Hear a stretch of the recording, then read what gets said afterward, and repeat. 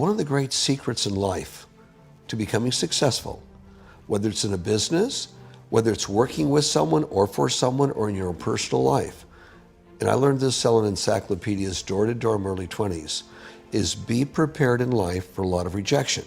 Because if you're prepared for a lot of rejection, it comes, you don't get turned off, you don't get disappointed, like, well, I'm not gonna do this anymore, no one thinks it's a good idea. It's like, I say selling encyclopedias, knock on 100 doors, they slam them in your face. You must be just as enthusiastic on door number 101 as door number 1. Average encyclopedia salesman lasted 3 days. I was at it for 3.5 years.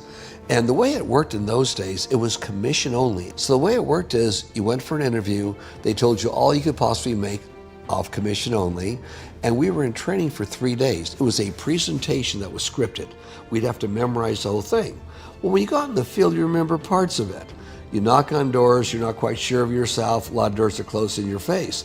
But what happens after a while, you start getting used to it, and you see what you can say or do that'll make it better. Or when you go back the next day with your other salespeople, what you see, what you do, what did I say? So let's say I knock on 100 doors to get into one. Give 10 presentations to sell one book. But then when you get better and better at it, through your experiences and losses along the way, it sharpens you up. Where all of a sudden I got to a point where if I gave 3 presentations, I have no less than 1 order, commission only.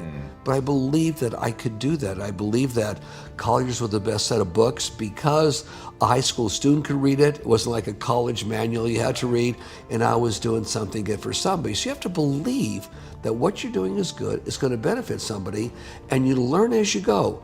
Okay, do I look someone in the eye? See, a lot of people don't know these things. Look someone in the eye. All too often people say, it's hard to look someone in the eye because you feel uncomfortable. Of course you do. They're not on the same wavelength you're on or the same frequency. So what do? How do you overcome that? You learn these things along the way. You look them right between the eyes or at their eyebrows. Looks like you're looking them in the eye.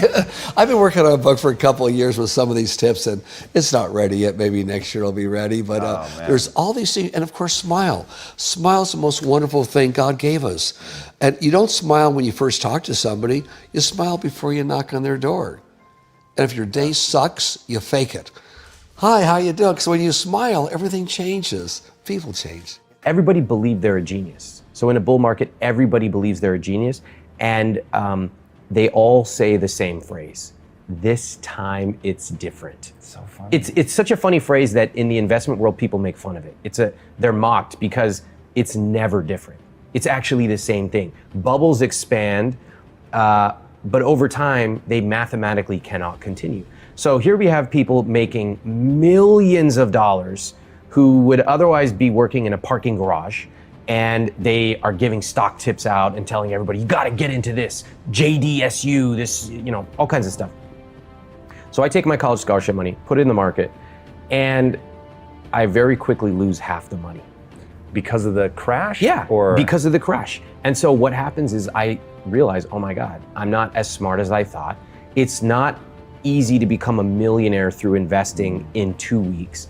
And so here is where there was a pivotal moment. One, I could have doubled down and said, I just picked the wrong stock. Let me pick another stock. This is very similar to what you hear with people in the crypto world. Well, my investment, quote, investment dropped 50%, but I got to do this coin or that coin, etc.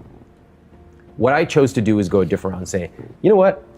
I don't think I'm that smart about investing. And I actually want to learn how fundamental basic investing works. So things like low cost, long term, things like reading about John Bogle's philosophy, etc. And I started to learn about it. You get whacked in the head enough times and you say, I could be wrong. And how do you know I'm right? In my case, the really big case was that in 1980, 81, I had calculated that American banks had lent a lot more money to countries that would not be able to pay the debt back. A lot of money, banking crisis.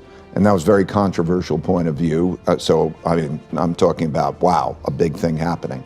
And then, so it got reported, and then Mexico defaulted on its debt in August 1982. And I thought that we're now going to go into an economic crisis because a number of the other countries followed, and that was transpiring in that way. And I started my business in 75, by the way, and at 82, I think we had like 8 people, and we loved each other, and we were doing that thing. but I couldn't have been more wrong.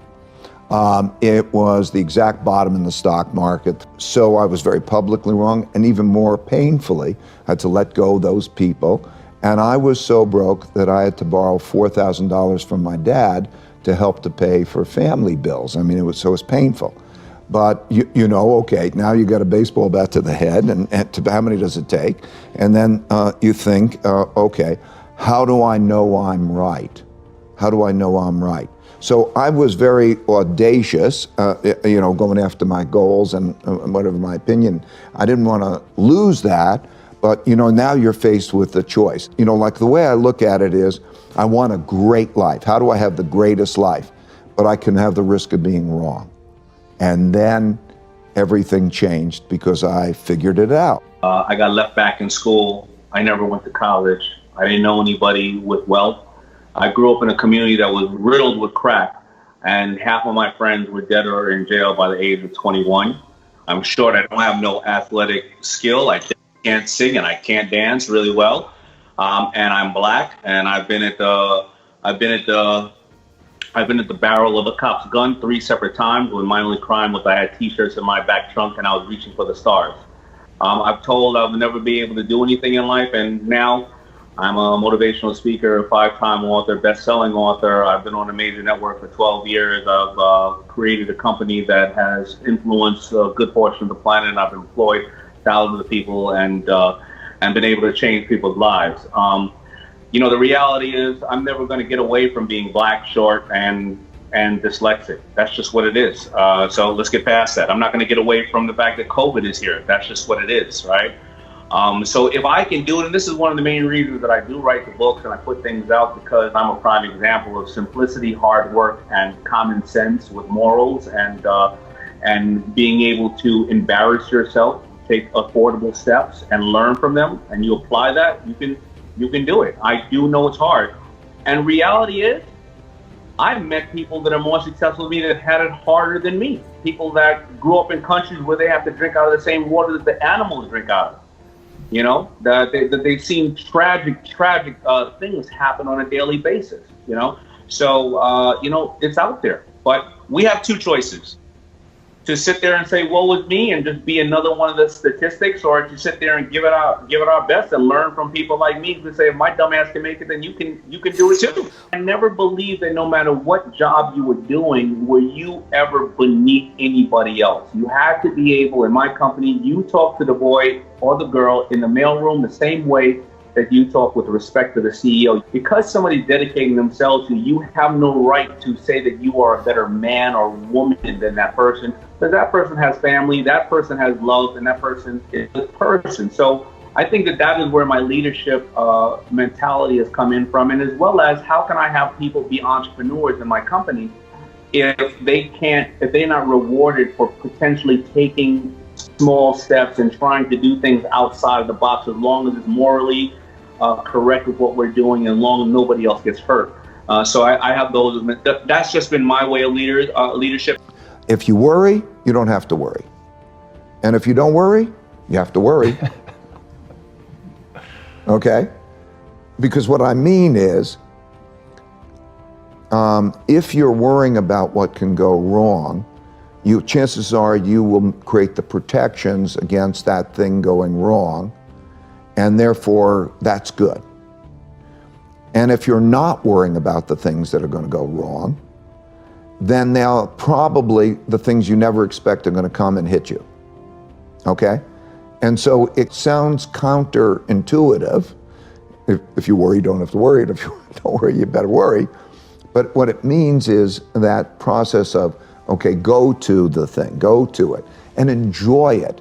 View these things as puzzles. Your personality will change. You'll enjoy it, okay?